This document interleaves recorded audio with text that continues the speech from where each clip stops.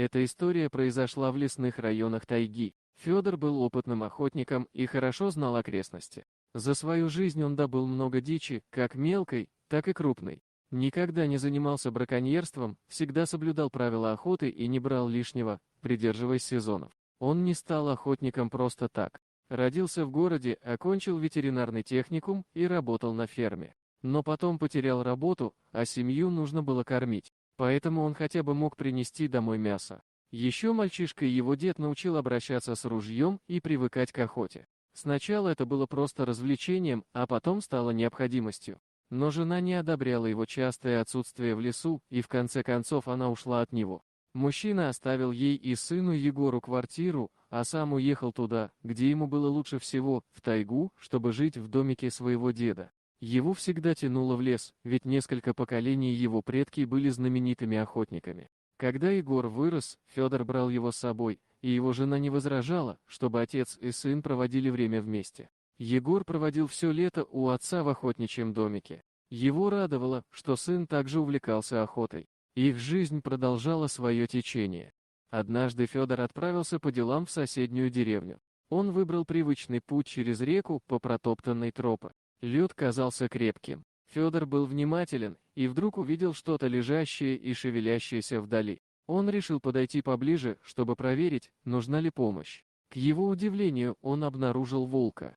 Хищник практически скрылся под водой, только голова торчала. Лапы волка цеплялись за край льдины, и его глаза были закрыты. Видно было, что зверь уже изнемог и смирился со своей судьбой.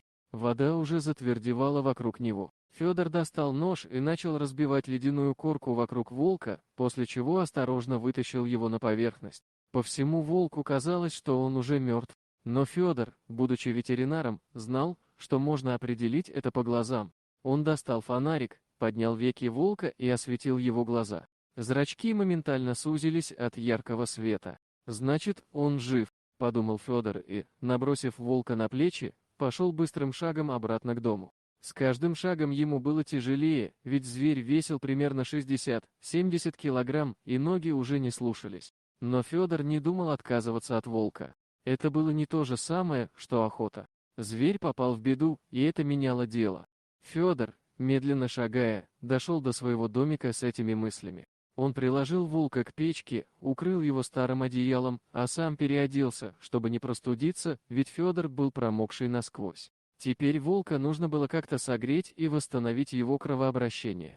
Федор налил горячую воду в банки и поставил их к каждой лапе зверя, затем прикрывал всего волка одеялом. Через некоторое время волк уже заметно задышал. Федор был устал и хотел спать, но он старался не засыпать и задумался, что будет, если волк проснется и встанет.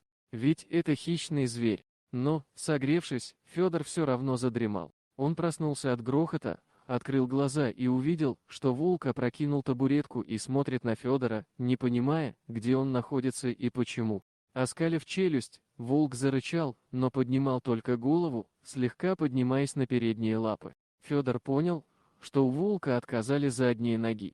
Видимо, они сильно промерзли в ледяной воде. Федор начал ухаживать за ним, поил, кормил, правда подставлял миску к нему с осторожностью. Вскоре Федор завоевал доверие волка. Он охотно принимал от него воду и пищу. Федор переселил волка в сарай, чтобы ему было удобнее, а Федору спокойнее.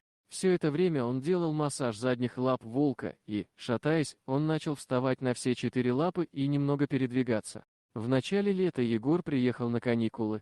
Он привез разные витамины для волка, и тот потихоньку поправлялся.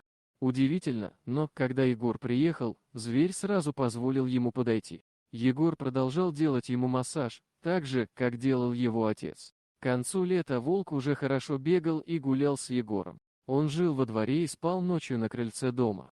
Но в конце августа, ночью волк перепрыгнул через забор и убежал в лес. «Что поделаешь, волк есть волк, любит свободу», — сказал отец Федор своему сыну. К зимним каникулам Егор также приехал к отцу. Ему уже исполнилось 15 лет, и он стал совсем взрослым.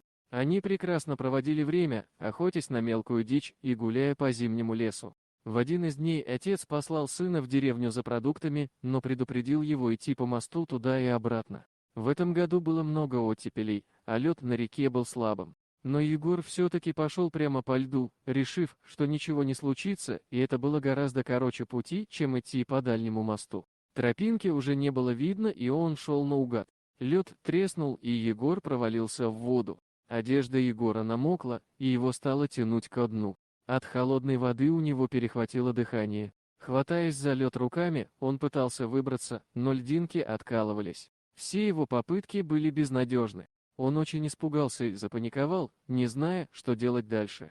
И вдруг Егор увидел, что к нему приближается серый волк, которого они с отцом так называли. Его охватила радость, у него появилась надежда на спасение. Волк быстро схватил его за шиворот и вытащил из воды.